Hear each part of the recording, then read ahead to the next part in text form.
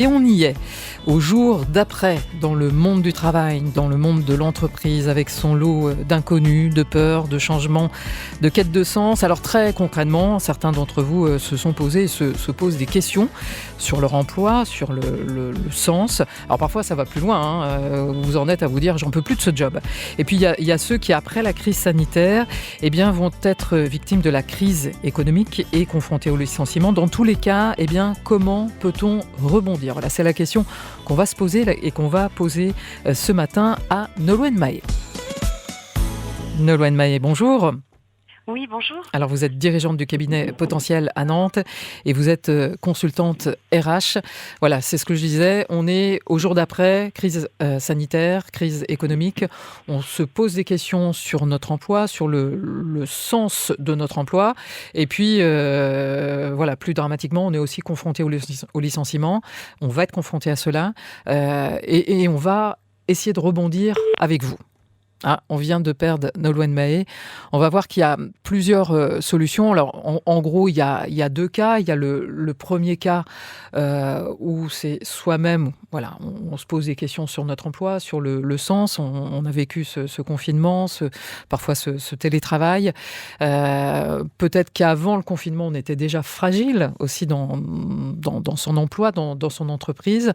Enfin, en tout cas, on voudrait peut-être faire autre chose. Alors, le principe de base, c'est de ne pas rester tout seul face à ces interrogations. Et justement, le principe, c'est de demander conseil à un professionnel, à une consultante comme Nolwenn qui vient de nous rejoindre. Voilà, oui, bonjour, excusez-moi, ça a coupé. Je vous en prie. Donc voilà, j'étais partie moi sur le premier point où on a un emploi, mais on se pose des questions. On est peut-être en train de se fragiliser. On peut arriver peut-être au burn-out. C'est le moment peut-être de faire le point. Qu'est-ce qu'on peut nous proposer? Qu'est-ce que vous pouvez nous proposer dans ce cadre-là? Alors, dans ce cadre-là, quand on se pose des questions, quand on remet en question son actuel ou son avenir professionnel, l'idée, c'est surtout d'être accompagné, de ne pas rester seul. On le dit assez régulièrement, c'est un coup à tourner en rond, à se fatiguer et à prendre soit par dépit, soit par opportunité, sans avoir vraiment réfléchi à ce qui pourrait nous épanouir professionnellement et donc personnellement.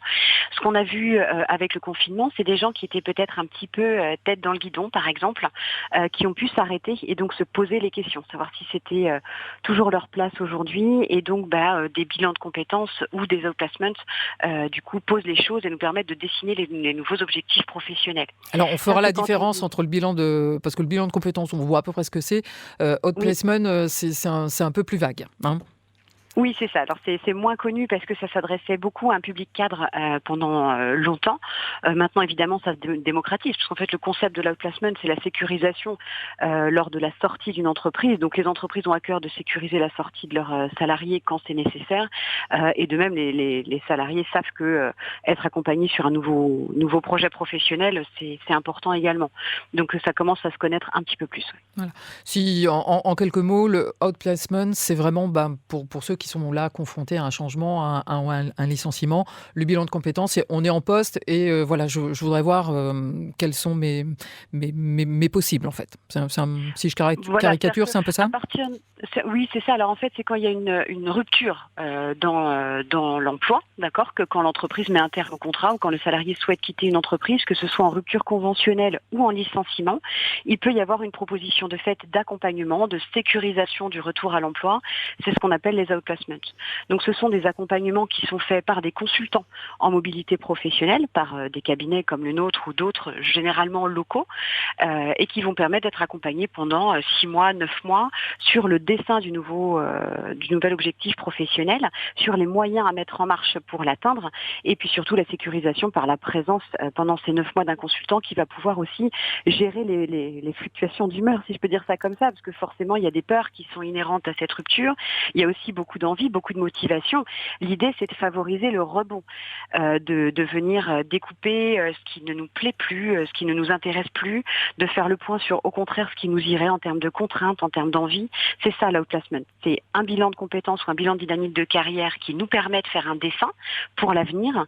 Et ensuite, c'est un consultant ou une consultante qui va venir mettre toutes les petites pierres pour que le parcours soit simple, avec des grands guillemets, mais en tout cas sécurisé pour éviter des déperditions dans le parcours. À qui ça s'adresse? C'est ce qu'on va voir dans quelques instants. Vous restez avec nous, Nolwenn Mahé, dirigeante du cabinet Potentiel à Nantes. Et puis, je vous rappelle que si vous avez des questions à vous poser sur les outplacements, sur les bilans de compétences qui ont parfois une mauvaise image, on va parler de l'image d'ailleurs de ces bilans dans quelques instants, vous n'hésitez pas, vous nous appelez 02 40 73 6000.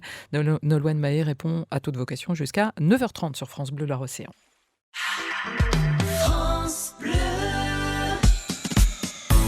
Comment rebondir suite à la crise sanitaire, la crise économique, si on est confronté au licenciement?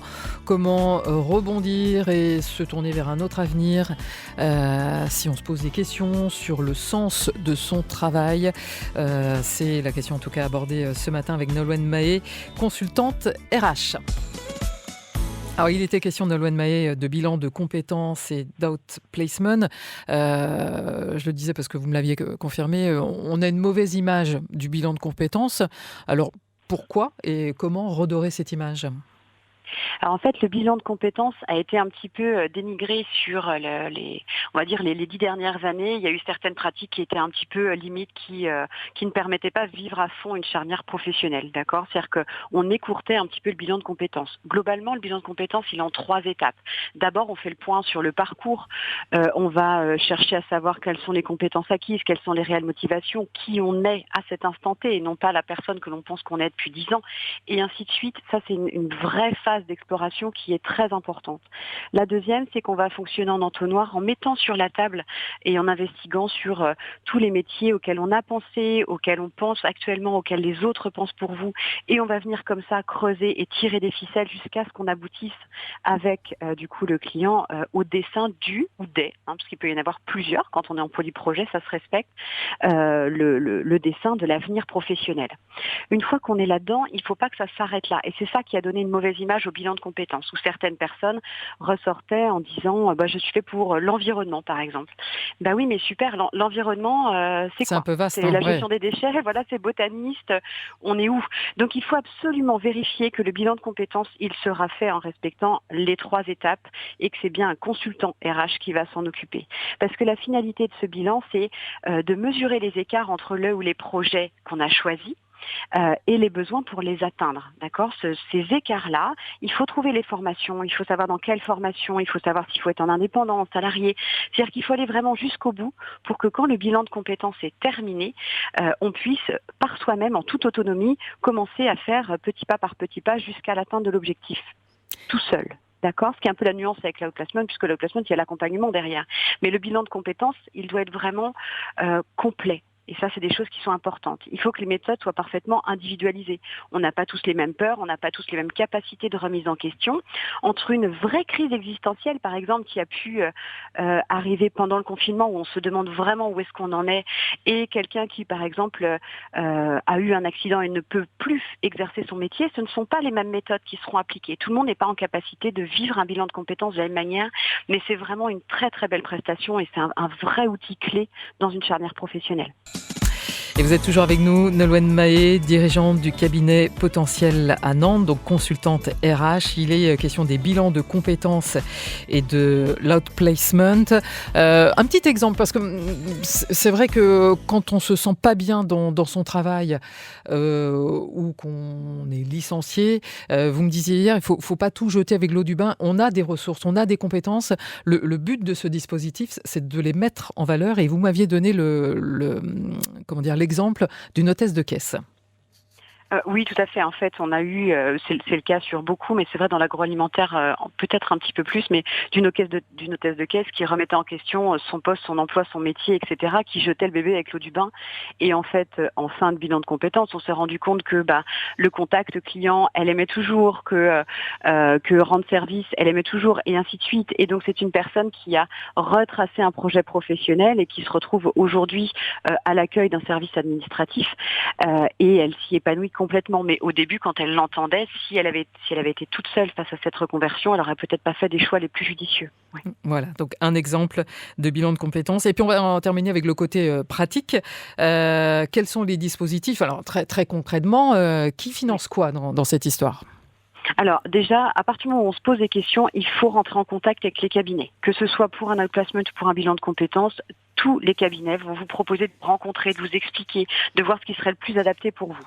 Quand il s'agit des outplacements, les financements sont de l'entreprise. C'est-à-dire qu'on est en contact avec les RH de vos structures ou avec vous-même en premier rendez-vous, mais le financement sera négocié et pris en charge par l'entreprise sous réserve d'accord. Alors que le bilan de compétences, donc qui fait partie des outplacements. Donc si vous avez un outplacement, c'est pas la peine de prendre un bilan de compétences.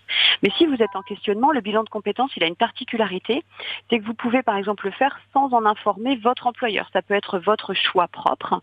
Et les financements, dans ce cas-là, sont des financements CPF, par exemple. Vous pouvez prendre sur votre compte formation. Ça fait partie des choses qui sont finançables. Donc, Et l'employeur ne sera pas du tout au courant, là, si on le prend si sur c'est le... si c'est le choix du salarié. Alors D'accord. après, il y a d'autres biais. Je sais qu'avec le Covid, il y a des mesures de protection des salariés qui ont été mises en place. Le bilan de compétences en fait partie. Il peut donc être financé par ce qu'on appelle le FNE, d'accord. Mais ça, il faut accepter de le dire et d'informer votre employeur, puisque c'est l'employeur qui va faire la demande de financement. Donc dans tous les cas, ce sont des prestations qui sont financées, finançables.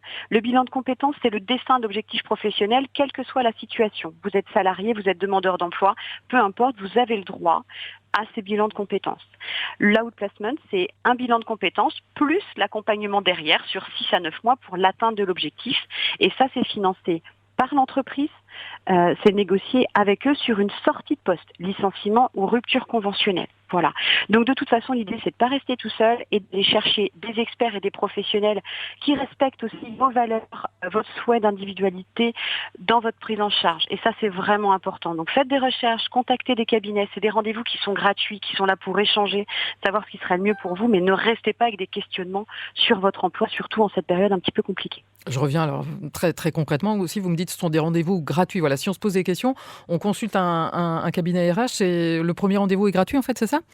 Oui, oui, tout à fait, parce qu'en fait, c'est un peu, j'ai envie de dire, comme les notaires. Les notaires, oui. C'est-à-dire que là, c'est de l'ordre du conseil. Donc, en tout cas, nous, nos portes sont grandes ouvertes pour ça, parce que orienter et savoir en face quelle serait la bonne prestation. Des fois, des personnes vont solliciter des bilans de compétences, alors que c'est pas forcément le moment. Et on saura vous le dire, plutôt que d'engager des fonds qui ne seraient pas nécessaires. Ou alors, à l'inverse, une personne qui a été un peu fragilisée, qui est en burn-out ou qui vit mal un licenciement, on va encourager fortement à l'outplacement pour être sûr de sécuriser du coup la sortie. Ou alors une entreprise qui a à cœur de soigner son image, mais qui se retrouve dans des difficultés avec l'obligation de se séparer de certains de ses collaborateurs, de valoriser le fait qu'il accompagne ses collaborateurs sortants par des outplacements. Ça fait aussi partie des conseils que l'on peut donner lorsqu'on rencontre les gens. Mais le plus simple, c'est de se rencontrer, vraiment. Eh bien, merci en tout cas pour les conseils que vous avez prodigués ce matin sur France Bleu Loire Océan. Je rappelle, Nolwenn Mahé, que vous dirigez à Nantes, donc le cabinet Potentiel.